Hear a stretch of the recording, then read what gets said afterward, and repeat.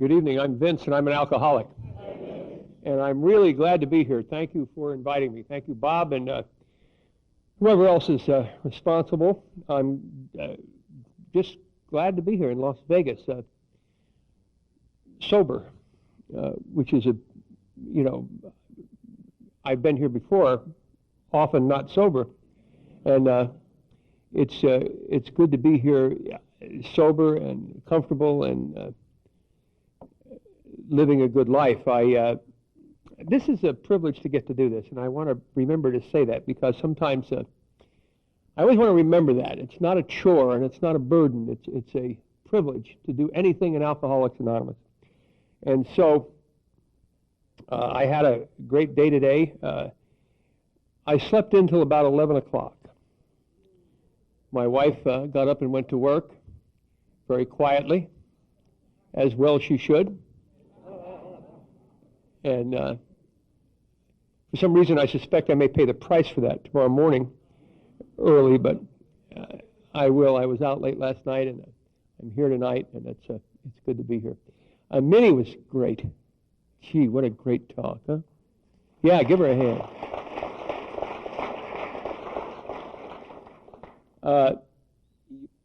And we have some new people who raised their hands earlier, and I want to welcome you to Alcoholics Anonymous.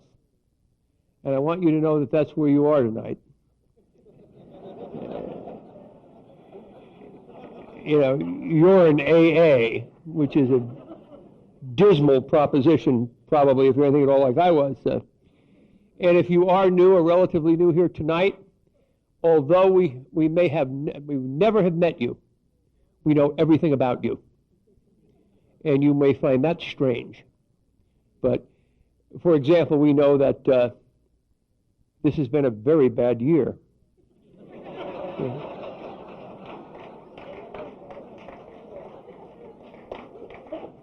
We also know that most probably if we really were to get deep inside of your soul, we would discover that you secretly really believe that you're not quite like us and that you don't really belong here, and that your case is different, and that you are not really alcoholic. And we would like you to know that if you feel that way, the very fact that you feel that way means that you are precisely like us. That is almost the requirement for membership in Alcoholics Anonymous, is to be utterly convinced that you are in the wrong place and that you don't belong. It certainly was the case with me. And I will tell you tonight about my first AA meeting, which was a long time ago. It was in November of 1965. I know, girls. I do not look that old. I understand. I was only 7 at that meeting. But it was in the basement of a Presbyterian church in Long Beach, California, on a very rainy night in November of 1965, and it was a really great meeting. It's much like this meeting, and I want to tell you something. There are certain places you go in AA, or certain meetings that you can walk into, and you know that it's going on. You know what I mean? All you need to do is be in the room, and there's a certain electricity, or there's a certain thing that happens here that you know you're connecting with. It's real, and tonight, and you have it here. You had it even before Minnie got up to talk, and I could feel it, and I know that this is real. And that meeting that night that I went to, that first night in Long Beach, that was real too. It was a very big speaker meeting, much like this. It was dynamic, and it was exciting, and it was upbeat, and the people there all looked good, and they sounded good, and they smelled good, and nobody looked as though they were an alcoholic. They did not look like what I perceived an alcoholic to look like. Nobody there. They were nice people, and it was the men wore coats and ties, and the ladies wore dresses a long time ago. It was in... You must remember, it wasn't an AA meeting on every corner 24 hours a day then, and this was the big event in Long Beach. Everybody went to this meeting on Friday night, and boy, it was a big deal. And if you were to wander into that room on that Friday night, and you were to look around, and someone were to say to you, you are in a room filled with alcoholics, pick them out. You wouldn't pick anybody out, except maybe me. I had on a dirty T-shirt and a ripped pair of jeans. I had not shaved or bathed in over a week, and I had spent the previous 5 days in the Long Beach City Jail due to a series of unfortunate circumstances that were clearly not my fault. Turns out that the police department in Long Beach is fascist, and they had abused my civil rights on a regular basis in those days, and I ended up in the Long Beach City Jail, and this was the latest of those occasions. And I ended up in the basement of this Presbyterian church. And I also should tell you that I'm Irish, and I'm Catholic, and I'm from New Jersey. And I, like you are, and I have a great deal of difficulty with people from Texas. We have a chemistry problem. And I sat next to this guy who was about 6'5", and he had a cowboy hat in his lap, and his name was Tex. And Tex wanted to hip me. And he told me, he said, "Boy, I'm going to hip you." And I remember thinking, oh, Jesus, go hip somebody else, Tex, leave me alone. But he was going to hip me. And the first thing he did was he repeated to me in rapid succession all of the AA cliches, one after another. And they are dreary, aren't they? I mean, really grim. I mean, good God. Easy does what? And he finally put his arm around my shoulder and he said, keep it simple. I thought, I'll bet you do, Tex. Absolutely no quarrel with that, I will tell you. And he gave me a handful of pamphlets, and on top of the handful of pamphlets was a card with the 20 questions on it, which we give to you if you're new. The medical school at Johns Hopkins has decided that they can determine how alcoholic we are by the way we answer these questions. And that may or may not be true. I don't know whether it is or not. I can tell you one thing, it's irrelevant. It's meaningless to you. But on the other hand, if some old-timer asks you to take this test, do it. It will please them, and they will treat you better. So it's a good idea to do it. But the criteria for this test is if you answer these questions affirmatively, the more yes answers you have as you go down this column, the more alcoholic you get. It's that simple. So, if you answer one question yes, you may have a drinking problem. If you answer 2 questions yes, you certainly have a drinking problem, and 3 or more, and you are an alcoholic.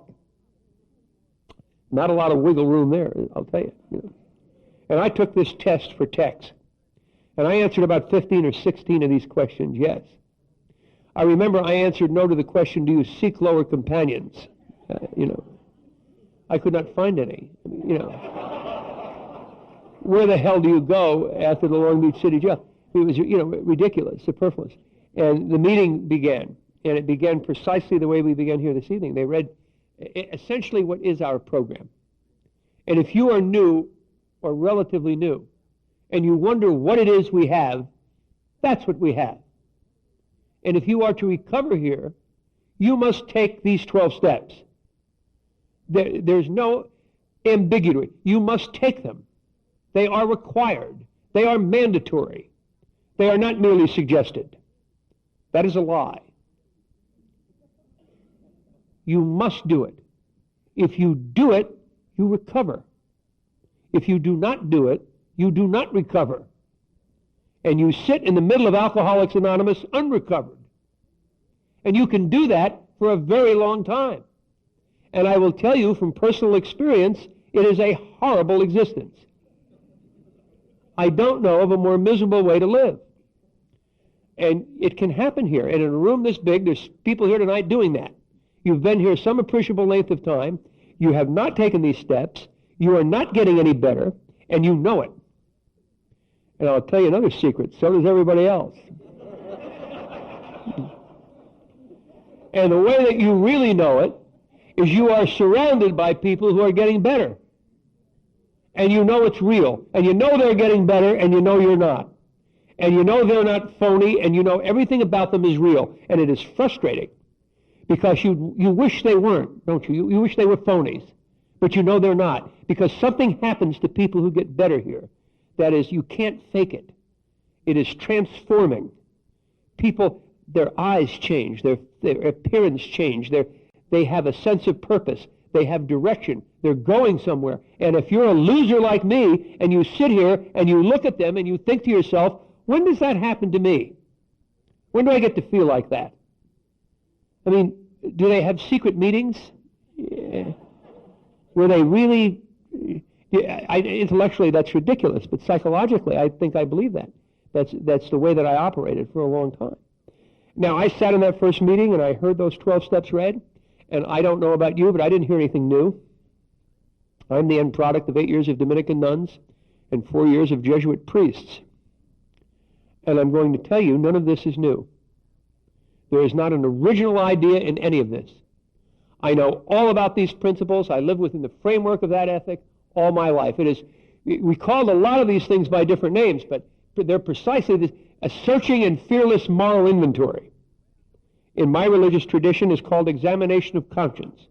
It is precisely the same exercise. Admitting to God and to another human being the exact nature of your wrongs. We Catholic boys know how to do that well. Every Saturday afternoon. From the time you're 7 years old to the time we know about that.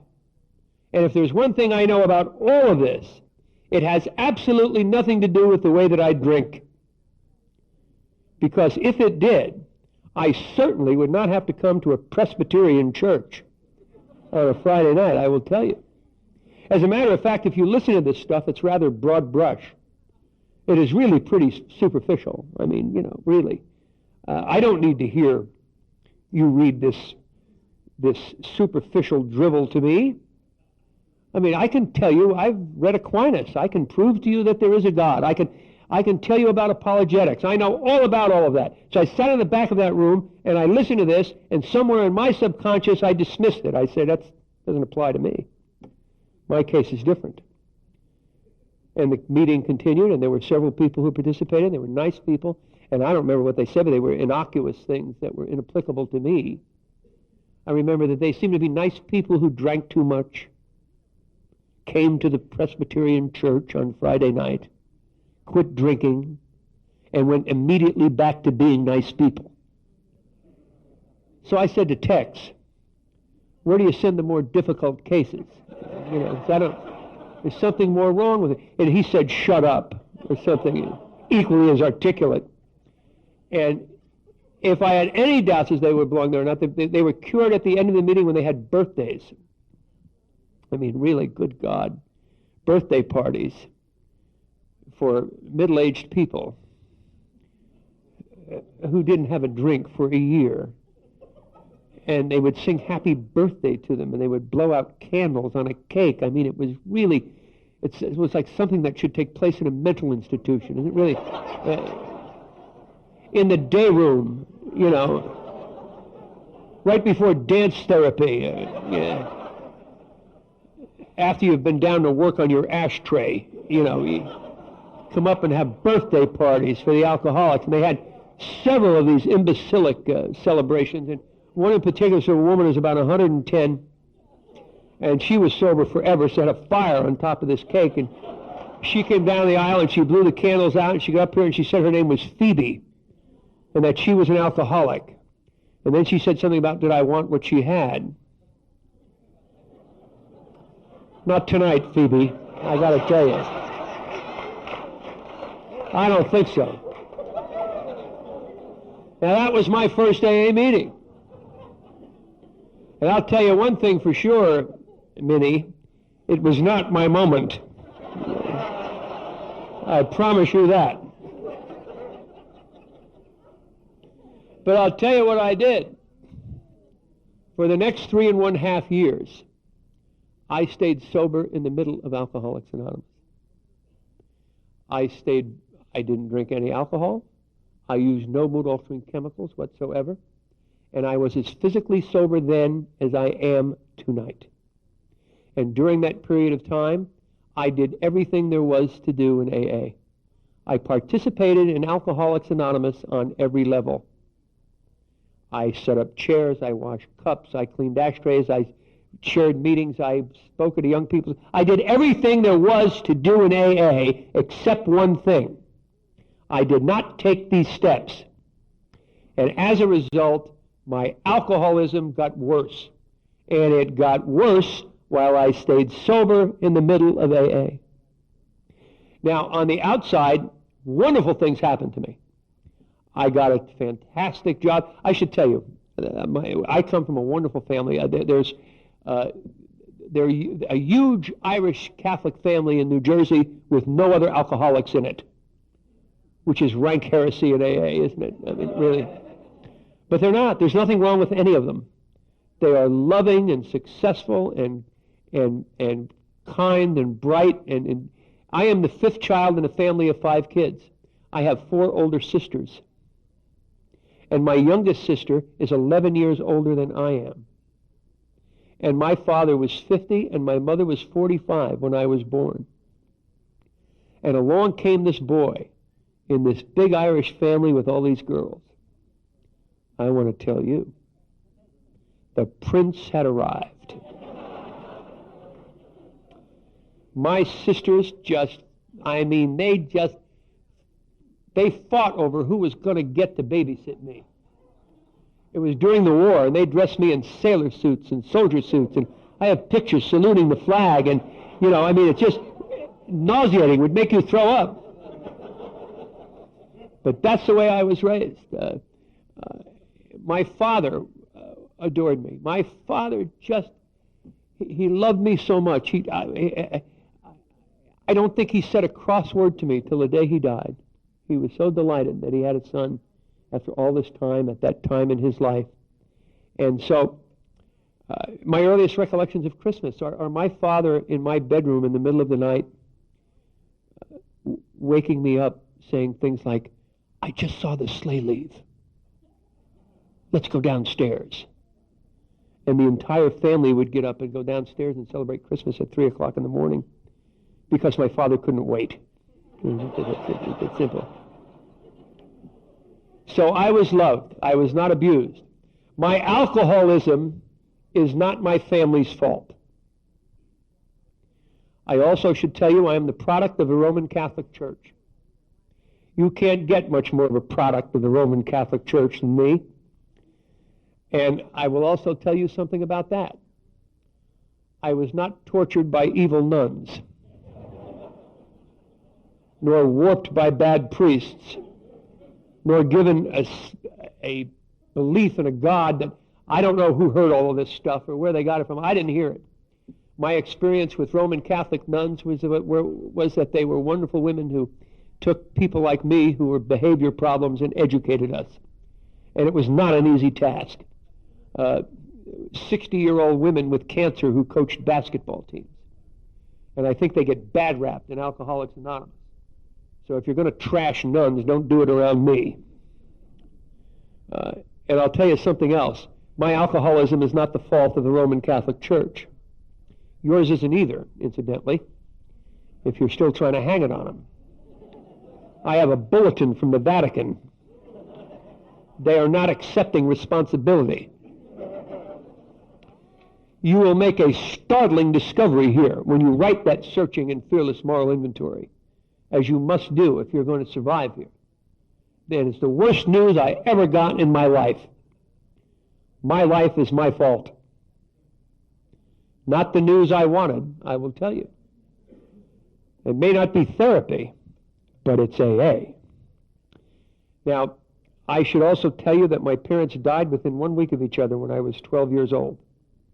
My father had a coronary and dropped dead on January the 3rd, 1953, and my mother, who had congestive heart failure for many years before that, she just kind of quit and couldn't go on, and she died a week later, and we had these 2 big funerals in the space of 2 weeks, and it was a traumatic thing for a 12-year-old kid. There's no question about that, but we were this wonderful family, and we were affluent. My father had been vice president of the railroad. There was money. There was, a privilege. There was not, and these wonderful sisters of mine had all finished college and married great men, and this wonderful family. And I ended up, however, going to live with an uncle, a bachelor uncle, my mother's brother, who was 65 years old, and I was 12. Now, you might find that odd, But the reason that that happened is my uncle was more or less the patriarch of our family, and he was a very powerful man. He was a politician in the state of New Jersey, and he was a mayor of Jersey City for 27 consecutive years, and state chairman of the Democratic Party, and he was a old world quintessential Irish politician bachelor. He went to Mass and Communion every day of his life. He never married, and he decided I should go live with him, and he was going to undertake my education and see to it that I was taken care of. So I went to live with my uncle, and he was an old world man. He was I never saw him dressed in anything but a pinstripe suit and a white shirt and a tie. I mean, that's, on Saturday mornings, that's how he dressed, I mean, it was just and we had this communications problem, as you might imagine, he and I. We ate dinner at opposite ends of a long dining room table every night in coats and ties and discussed politics. That's what we did. That was the mother's milk of our family, and that's what we did. And that's how I grew up. Now, I began to become a problem in school. Now, I'm a good student. I get A's. I always get A's in everything. But I am what is known as a behavior problem. I get in a lot of trouble. And by now, it has something to do with alcohol. I can't remember when my first drink was, but I went to a lot of prep school. I went to 4 different prep schools with a lot of Irish Catholic boys. Everybody drank. That's what we did. We drank. Nobody used drugs, but we drank. And we drank a lot. And we were all smart, and we all got good grades, but we all got in a lot of trouble. And I got in more trouble than they did. I went to 4 different Jesuit prep schools. And the reason I went to 4 is I was thrown out of the one I was in every year for drinking or something connected to drinking, some kind of behavior. At my senior year in high school, I was the valedictorian of my class. I was due to give the address at graduation, except that didn't happen because I did not even get to attend graduation because I got drunk and stole this priest's car and went joyriding, and they told me, don't come to graduation. Just don't even, and if we ever have a reunion, don't come to that either. Just don't come back. And so I graduated from high school, and I went on to college in upstate New York, one of the very best schools in the country, a great school, and my undergraduate experience was blackout drinking, and I can't tell you much about undergrad school, except that I was in a lot of trouble all the time. I was the kind of guy that when we drank at fraternity parties, you left me alone eventually. I ended up alone. You did not want to be around me because my behavior was so bad in so many different ways. I came out of blackouts in cars stranded in snowbanks in the middle of February in Ithaca, New York, which is chilly, I will tell you. I've had the fire rescue squad come and get me out of a car one night. I came out of a blackout one night in a sorority house in this young lady's bedroom, in the bed, with the house mother standing over the end of the bed with just a hideous. And she said, "What are you doing here?" I said, "Well, I don't know. I think she needed to be tutored." And that's the way I went to undergrad school. And in the middle of my senior year, I got in an argument with my uncle over money. And I showed him who was going to be captain of my ship. And it certainly was not going to be him. So I quit school and joined the Navy as an enlisted man. Now get this. I left an Ivy League university in the middle of my senior year with a 3.8 GPA in biochemistry to join the Navy as an enlisted man. I was a bright kid. And I ended up, I was going to have a medical career. I was on track to go to med school, and so they made me a Navy corpsman, a hospital corpsman in the Navy, and they sent me through basic hospital corps school, and I did very well. And then they sent me to a more advanced medical school where they trained corpsmen to go on destroyers so they don't have physicians. Medical training is more sophisticated. Did well there. Then medical administration school, did very well in that. And they commissioned me an officer. They made me an ensign. And they sent me overseas and attached me to the 3rd Marine Division on Okinawa, which was not in my grand plan, I will tell you, but I arrived in Okinawa attached as a medical administrative officer to the 3rd Marine Division, and they couldn't decide what the hell to do with me. They didn't have a job for me, so they put me in an officers club at the northern end of Okinawa and forgot about me. And I forgot about them, quite frankly. It was a mutual... what I did was I got up every day and reported to the cocktail lounge of this officers club and drank Haig and Haig Pinch at 60 cents a pop, which was not bad, I'll tell you. It was and that's what I did, and nobody bothered me. And pretty soon they put another guy up there. He was a surgeon out of Temple University, and he was a very bad drunk, and they didn't want him around patients. So they put him up in this officers club, and he and I bonded. We became brothers, and nobody bothered us, and they left us alone, and we kind of forgot we were in the military after a while. We grew beards and wore shorts, and at one point had lost all our uniforms, couldn't figure out where the hell they were. All we did was get up and go drink in the officers club, and at night we would go out and drink in the bars in the villages, and it was just really, we became quite renowned in the villages of Okinawa. We practiced medicine at night for them for free, and you know, we really did. We were really like folk heroes on the island of Okinawa until the regimental commander of the 5th Marines, this bird colonel, had a dinner party, and all officers in his command had to attend. So we had to shave, find some uniforms, and go to the colonel's party. And when we arrived and we sat down to dinner, the colonel looked around and he looked at us and he said, "Who the hell are they?" He said, "Here were 2 officers in his command who he had never met." And he said, "Who are they?" And somebody said, "Well, the one guy's a doctor. I don't know who the hell the other guy is." And he said, "Give them a job." So they had to give us a job. So they put us in charge of venereal disease control for the island of Okinawa. And what that job consisted of is the Marines would get gonorrhea and syphilis and lymphogranuloma venereum. They would get hideous venereal disease. Today you call them STDs. In those days we called them venereal disease. Far more unpleasant name, I think.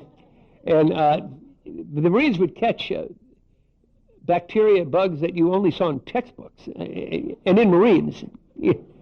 I think the only 2 places they ever existed. And our job was to go out into the villages and find the young ladies in question and make sure that they did not continue to spread the good news. And so we had this awesome power to quarantine these bars. So we would ride around Okinawa in a Jeep from bar to bar. And they knew that we could quarantine them, so they would set up the good scotch. So we drank all over Okinawa for free every day, and we never quarantined one bar, I'm proud to say. And so it was an interesting tour of duty. You didn't want to drink too much in these bars, however. You didn't want the girls to start looking good to you. You knew why you were there. So we were kind of you walk a fine line.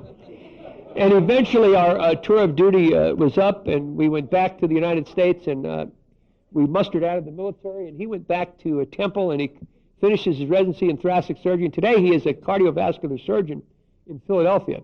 And as far as I know, he's yet to come to Alcoholics Anonymous. And the moral to that story is if you need a bypass, stay the hell out of Philadelphia, I suppose. I went back up to Cornell, and I finished my undergraduate last semester and got my undergraduate degree and got tentatively accepted at a couple of medical schools with the proviso that I had social problems and that I wasn't quite ready to go to medical school and I should go out in the world and work for a year or so. And so I did. I've not yet been back, so I suppose but I left Ithaca, New York, and I did what most of you did when you reached that time in your life when you knew there was something really wrong with you, but you didn't know what it was, and you certainly were not ready to label it as alcoholism. Do you remember that? You knew that your peers, something was happening for them that was not happening for you. They were socializing. They were completing their education, beginning careers, marrying, starting families, and you seemed stuck. Do you remember that? You were stuck. You didn't know. You knew that you were not mature as they were, and you didn't really know why. And the remedy for that is to get married immediately. And that's what I did. I married a gal that I knew in the Navy. She was a Navy nurse, and we got married. She got pregnant immediately, and we moved to Southern California, and I applied to SC to go to medical school, and I got accepted. And the summer before school, I needed a stopgap job. We moved in with her parents. Pregnant wife, brand new in-laws, and I got a job for the summer as a bartender. Now, that did not work out well. I would end up coming home at 4 o'clock in the morning in various states of undress with drunk, and a month later, the marriage dissolved, it broke up, and they threw me out, and I found myself on Bosa Avenue in Santa Ana, Orange County, with a lot of Samsonite luggage and no money. And for the rest of the summer, I got a job as an ambulance driver. Now, I'm a blackout drinker, so some of the ambulance calls were colorful, I will tell you. I've been on ambulance calls, and I've come out of a blackout with the lights and the siren going, and I've had to turn to the attendant next to me and say, where are we going? You know, which would unnerve him, I will tell you. One night we got stuck going around a circle in a cul-de-sac in Newport Beach. Do you know how you lock onto something and you just can't? This ambulance very slowly going around this cul-de-sac in Newport Beach with the beacon light going on up top, shining through these people's bedroom windows. They're all coming out on their porch in their pajamas, watching this ambulance slowly go around this cul-de-sac. And they sent a police car in to lead me out of the cul-de-sac, which is humiliating. And I lost my job as a result of that. And I also lost my driver's license in the state of California. And I also lost my acceptance to medical school, which was really happened all in one fell swoop. That's the package that I brought to Alcoholics Anonymous. That's who I was. And when I got sober, a new profession had opened up in civilian medicine in the late 60s. It was called the Physician's Assistant Program. And many of you know what that is now today, but in those days it was brand new. It was a brand new concept in civilian medicine. And the reason for it was that most of these guys getting out of the medical schools were all taking residencies and going into specialties, and there weren't enough guys doing primary care medicine in the emergency room. So they took us, who had this sophisticated medical training in the military, and we became the first PAs. And I was the third licensed PA in the state of California, and I went to work nights in an emergency room in East LA. I don't know if you know anything about East LA, but it's really quite a place at night, especially in the emergency room. And we had the county contract, so we got the shootings and the stabbings and we had and all of the industrial trauma from the places like Kaiser Steel. And so anyways, exciting job. And I did it very well. I was well trained, quite frankly, and I was successful at what I did. I was well paid. I made a lot of money. I was in on the ground floor of a new profession. I had newfound sobriety in Alcoholics Anonymous. I met a beautiful girl, the daughter of a longtime sober AA member. We fell in love. We got married. She went to Al-Anon. We were just too precious, is what we were, I'll tell you, and I would not be up to the task. And I have no spiritual program. I did not take these steps. But I have a wonderful medical education. So I know how to take care of depression. I use Dexedrine. 15 milligram Spanchules. And by the time I was through with those, I was taking 6 or 7 of them a day. Now, I don't know if you know anything about amphetamine abuse, but that will move you right on down the road. Let me tell you, boy, whatever you're doing, you will do it in a hurry. The problem with that, along about the 4th or 5th day when you've not slept nor eaten, and your hair stands right out on end like that, boy, and your eyes dilate over here like this. And I used to get this white crud that would come down right here like this, and I'd show up in the emergency room to help the sick. And the problem with that, the guy you're relieving never wants to go home. You know, they're always saying things to you like, Vince, you need sleep. Get something to eat. But thank God for medical science, because there's an antidote for that. And that is a drug called Demerol. Oh, I can see we have a lot of Demerol people here, huh? You all know about Demerol. Demerol is a narcotic. Demerol is not a narcotic. I bet you didn't know that. It's a synthetic. Don't worry about it. You'd never know the difference. You don't. Purely academic, but it is a synthetic. And we're going to. This is Alcoholics Anonymous, so I'm going to talk about this. We need to say this. Narcotic addiction and alcoholism are different. They're not the same thing. And don't let anyone tell you that they are. They're not. Narcotics come from opium, all of them. And they're all essentially the same drug. Morphine, Dilaudid, heroin, same thing. All comes from the same place. And they all have one thing in common. They're addictive. They're addictive physiologically and psychologically for everyone. You don't need to even have an addictive personality. You just need a syringe and a needle. And you inject heroin intravenously or more, you'll get addicted. I promise you. That is not true with alcohol. Turns out that about 9 out of 10 people who drink alcohol do it with impunity. They're not alcoholic. They don't wreck cars. They don't destroy families. They don't ever come to AA. They are social drinkers, and they spend their entire lives like that. You know, I don't understand them. They say things that are baffling, like, no more for me. I have to drive, right? I mean, or I'd love to have another, but my wife's waiting dinner. Really? Yeah. I'm going home. Yeah? I'm going to Las Vegas. Yeah. That's where you're going. Obviously, you're here. And, that, you know, that's the way that 9 out of 10 people who drink alcohol, that's the way they drink. And now, I have never met a social heroin user. So the dynamic is different. It's not the same. I personally believe, it's just a personal opinion, I think people drink alcohol, alcoholics, not people, alcoholics drink alcohol to fit in, to be a part of. I think people inject heroin and morphine intravenously to drop out. I think you're going to different places. Now, many of us get confused as to where we want to go. So you may be both in Alcoholics Anonymous. And that's okay, because, but to function here, you must be an alcoholic. Whatever else you are it's like something added attraction. You know, it's just, but you must be an alcoholic. And the other problem with Demerol is that people care about where it is. I mean, it really is amazing. They come in the emergency room in the morning to start the new shift, and they open the narcotic drawer, and all the dope is gone. And they say things like, Vince, where is the Demerol?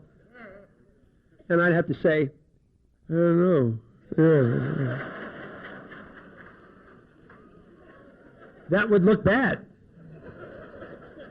And I'll tell you, the people who care the most about missing Demerol, that is the Medical Quality Assurance Board of the state of California. They get really upset.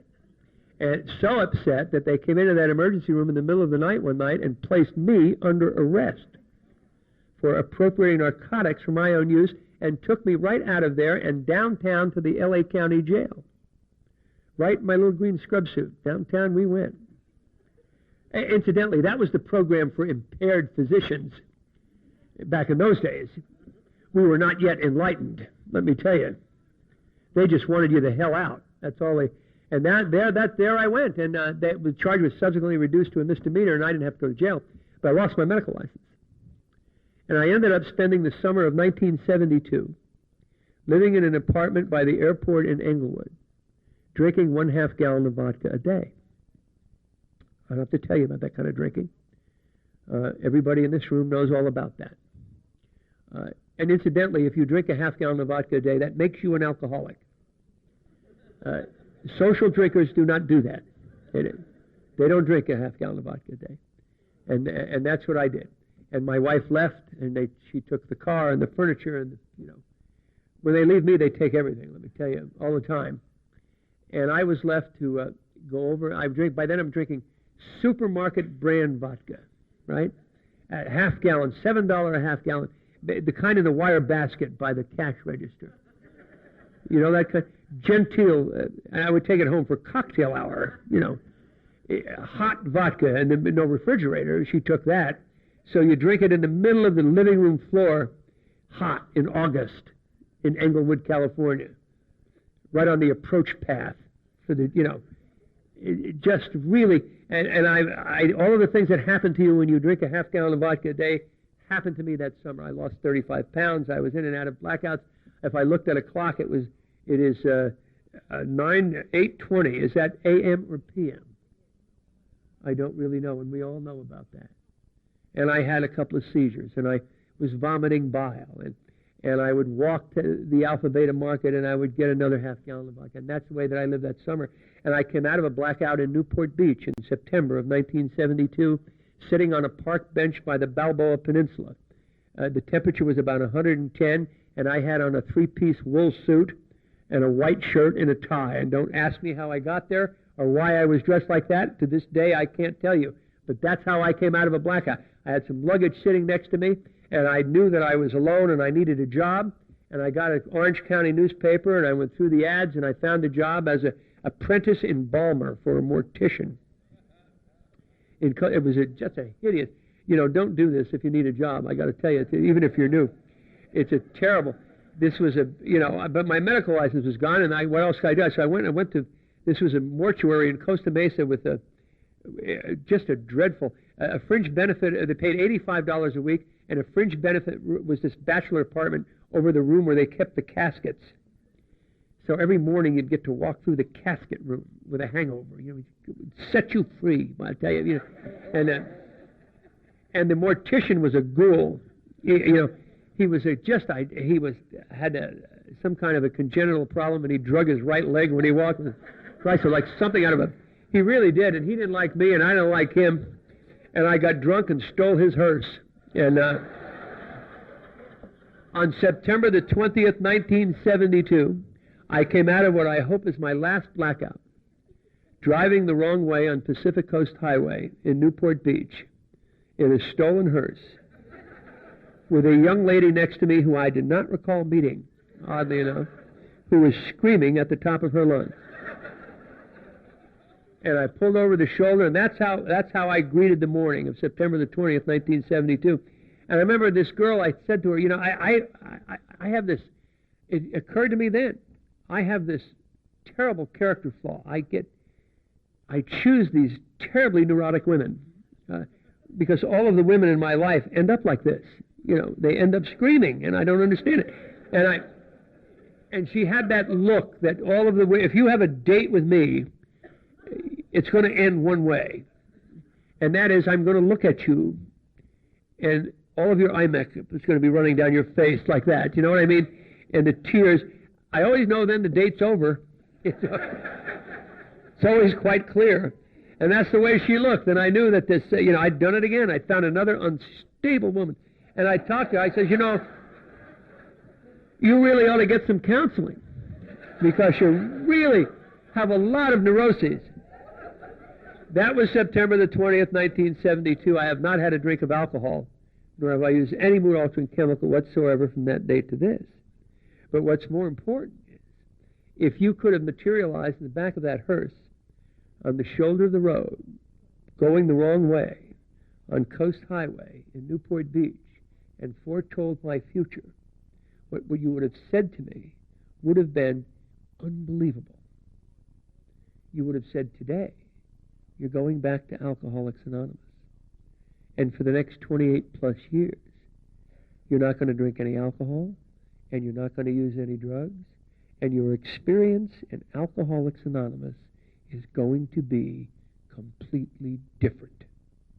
And it's going to be different because for the first time in your life, the ingredient necessary for sobriety and recovery will be present inside of your soul.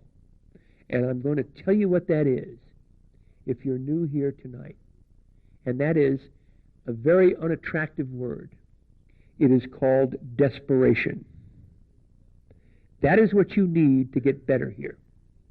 It is not love. It is not success. It is not intelligence. It is desperation.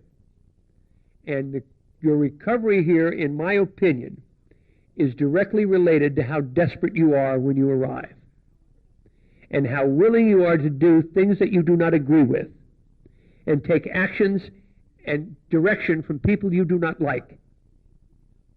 Your willingness to do that is proportional to your chances here to get better. So if you are new here tonight, that's where you need to be, and I hope you're desperate. Others will wish you love and peace and happiness and all that other gas.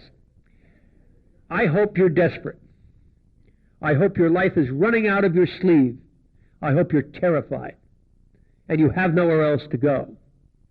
And I hope you know down in your heart you're going to die tomorrow if you don't sit here and if you don't find a way to get sober. And if you're that desperate, your chances here are great. Welcome home, because you're in the right place. And I carried that with me. I retired. First, I took the guy's hearse back to him. He was upset. He had been in the apartment over the casket room throwing my clothes out the window. And it was 6 o'clock in the morning, and I'm in this blacktop parking lot of this mortuary in Costa Mesa, California. All of my clothes are strewn all over there. I have no money, no job, no car, no place to live. And I don't know about you, but every time I get in that kind of shape, I go to AA. So I reported to the Costa Mesa Alano Club, which was not much, let me tell you. It was a dreadful hovel. And I sat at the coffee bar, and I had a cup of coffee, and they had a meeting there that noon, and I went to that meeting, and it was just awful. It was just 7 Texans,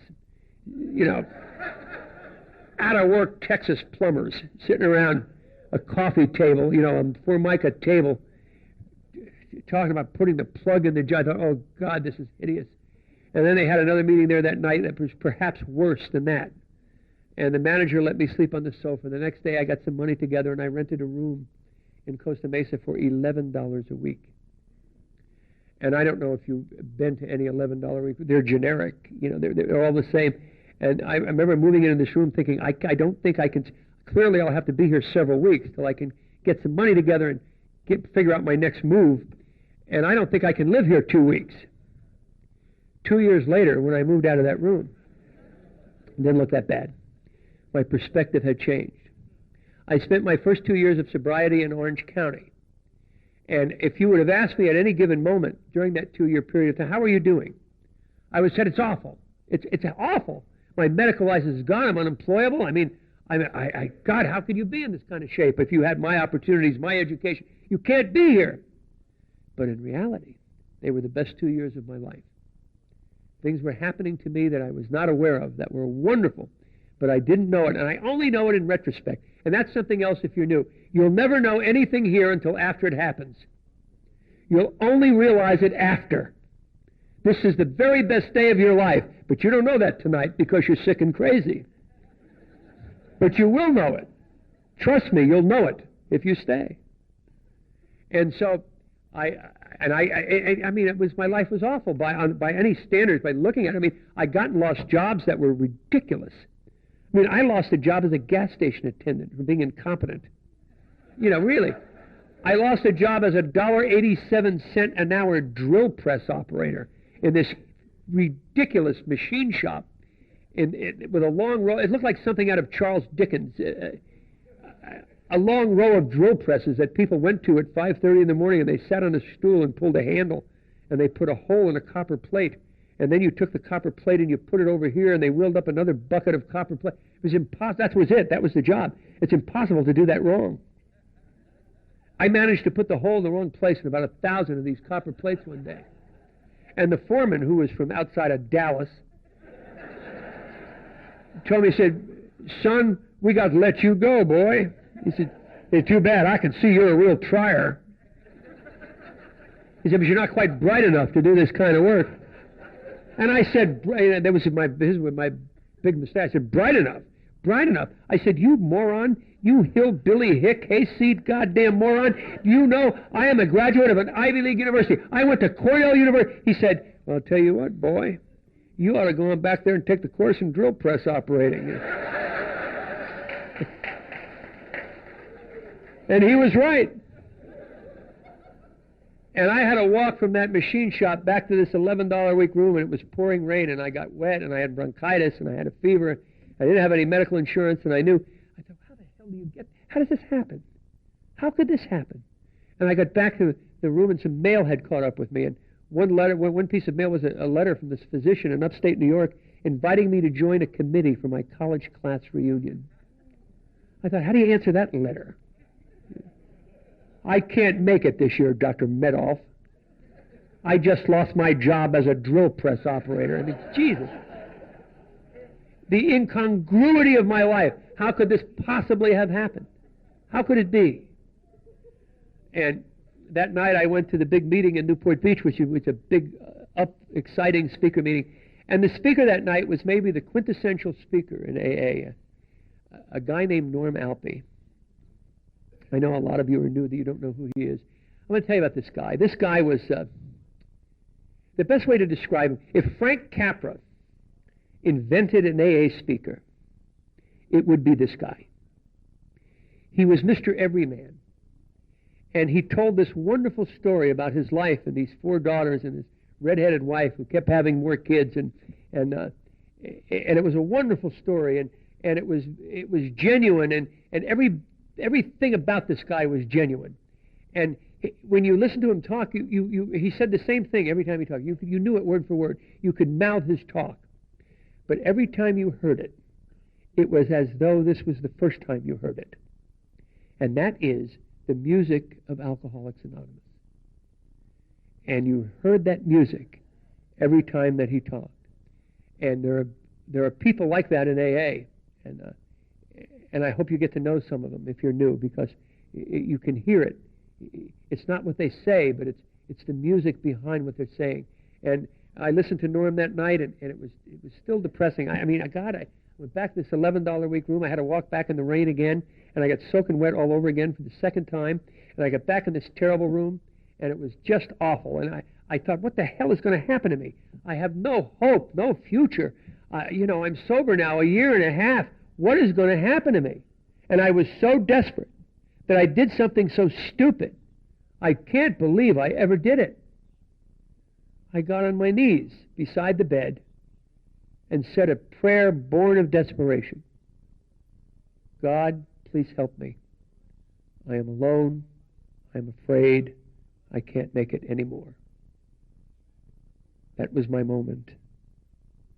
That was my moment. My recovery began that night. Now, I didn't know it right away, but it began that night. Great things happened to me after that. Many bad things happened to me, but something happened that night that I didn't realize for a long time. Pretty soon my second birthday had come in Alcoholics Anonymous, and I had to get a sponsor. Now, I don't recommend you wait 2 years to get a sponsor if you're new, but I did that, and I did it because I knew who the sponsor had to be, and I did not like it. This guy was, I did not like him. He was arrogant, and he was self-serving, and he was a big speaker in Alcoholics Anonymous, and every place he went, he had this coterie of people with him that got his coffee and saved his seat, and it was just really, really tedious. And to listen to him speak, you knew the guy was insane. I mean, he was crazy. But there was something indisputable about him. He had this amazing capacity to help losers in Alcoholics Anonymous. I mean, the dregs of humanity would go to this man and ask him for help, and he had some facility for understanding them and communicating with them. We'd saw them. They'd leave Orange County by the busloads, it seemed, and they'd get this guy for a sponsor, and they'd join his fascist AA group on the west side of Los Angeles, and they'd do things that were apparently not at all related to anything I could understand about Alcoholics Anonymous. But they would then reappear in Orange County, and their lives had been, amazing things. One guy I remember particularly, he was a biker. His name was Tank Top Red. Jesus, was he grim. He had all his teeth kicked in and his matted red beard, and he wore tank tops, rode a motorcycle, always had a pint of Canadian Club in his pocket. He'd sit in the meetings and drink it in Newport Beach and dare anybody to, he'd want to kill people. I mean, when you walked into a meeting and you saw red, you thought, oh, Jesus, not tonight, God. And he was really, the scourge of the earth. And this guy dropped out of sight.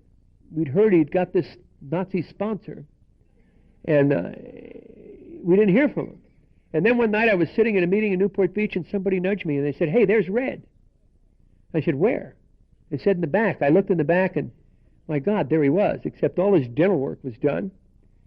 He was clean-shaven, and he had a haircut, and he was dressed in gray slacks, a navy blue blazer, and penny loafers. And he's sitting in the back of the meeting. Somebody calls on him to come up and share, and he comes up to the podium like a gentleman, cold sober, and he says, I'm Red, and I'm an alcoholic, and I haven't had a drink in 8 months, and I made my first child support payment last month. I was for 10 years behind or something. And next month I'm going to vote in the presidential election. Jesus. For the Republican. Yeah. Should really push you over the edge, I'll tell you. So I called this guy and I asked him if he would help me. And by that time I'd acquired some material possessions. I had a 1964 Chevrolet convertible with no brakes and a hole in the top. I used to pull that into the big rich meetings in Newport Beach, and they'd see me coming, and they'd immediately get in their Mercedes and BMWs and put them on the other side of the lot. They're always saying things to me like, "Do you have insurance on that car?" You know, I hadn't had a driver's license in 3 years. Why the hell would I have insurance? It's ridiculous. So this guy said to come up and have lunch with him at this mission he ran on Skid Row in Los Angeles. And so I drove this beat-up old Chevy to the Midnight Mission on Skid Row in L.A., and I had lunch with this guy, and I asked him to help me. And I'll never forget what he said. And if you are new or relatively new here tonight, I hope somebody says something like this to you, because to me, it was the key that unlocked the door that allowed me to get better here. He said, "I will help you under one condition, that you can accept the very simple proposition that your best judgment about your life is terrible, and that my judgment about your life is infinitely better than yours. And if you will do everything I suggest you do without debate, I will help you." Well, I was just desperate enough that day to make that unholy pact with the devil. I agreed to do what he said. And that was 27 years ago, and he's still my sponsor today. And he had me do things that were seemingly unrelated to anything I could possibly. I mean, he said, when he told me what he wanted me to do, I thought, my God, I'd made a terrible mistake. You know, this guy was a big advertising guy somewhere. He wanted me to do things, you know, go up, get dressed in your suit, take a bus up Wilshire Boulevard, and go into medical practices and tell them you lost your license. I said, this is just ridiculous. It's, you know, preposterous. That's a whole other evening. I did do that, and I got my medical license back. Ended up going back in the very same emergency room to work that I got arrested in for stealing Demerol. That's right. Worked there for the two and a half years following that. And I want to tell you something. During that period of time, I took these steps, 1 through 12, precisely as they're outlined in this book. And I'll tell you, they are exactly what they appear to be. You don't need a step consultant, or, you know, they are precisely what they say they are. If you can read, you can recover. Read them and do them. That's all there is. There's nothing else. You can't do them wrong. They cannot be done wrong. If you're sincere, any way you do them is correct. Any way you do them. When you write that searching and fearless moral inventory, the word moral is not there by mistake. It's a moral inventory. It is not a psychological inventory designed to get you in touch with your feelings. We do not care how you feel. You know, how you feel is irrelevant here. It's about your secrets. It's about all of the terrible, ridiculous, embarrassing compromises you have made all of your life that you can't tell anybody about. Tell us about them. When you do, you're free. You get to walk in freedom. And you do not, it says make amends, and that means to other people, not you. You know, you don't put yourself number one on your amends list. That's all psychobabble, bullshit gas. You know, AA is pay the money back. You owe the money. You got to pay it back.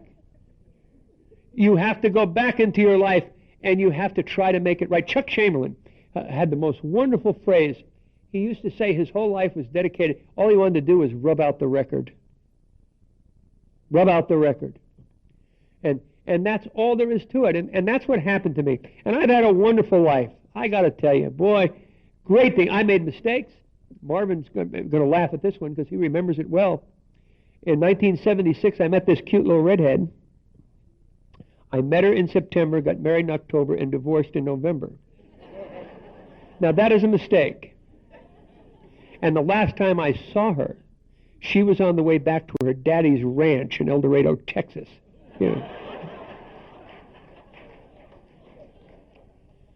But I'll tell you what else. I met another woman right after that, or shortly after that, who got sober in 1975, and she got sober while nursing her husband who was dying of lung cancer. And that's not an easy task, I will tell you. And he passed away, and we started to see each other, and we fell in love, and we got married, and we will be married 21 years in September. And that can't happen to me. Girls, you don't stay married to me for 21 years, I got to tell you. As far as my family can track back, there have been 4 divorces in the history of our family. 3 of them are mine. So, that are to tell you, but I'm married to this woman for 21 years, and I'm going to tell you without embarrassment, I love her more with every breath I take. I love my wife, and I love my marriage, and there's nobody else's marriage I would rather have. And that's a great thing to be able to say after 21 years of marriage. It's a wonderful gift of Alcoholics Anonymous. I have grown up in this fellowship and in this marriage. I've learned how to be a man. I've learned what being a man really is all about. And if you're new and young and male, I can help you with some things tonight that can save you years of untold grief. One is listen to this and you will. Women are not the enemy. They are your loving, equal partners. Your wife is to be cherished. And you walk this way together in an equal partnership. She is not your prisoner. She is not your hostage. She is not your servant. She is, if you're lucky, your equal partner. You should love her and you should cherish her. Manhood is not macho posturing.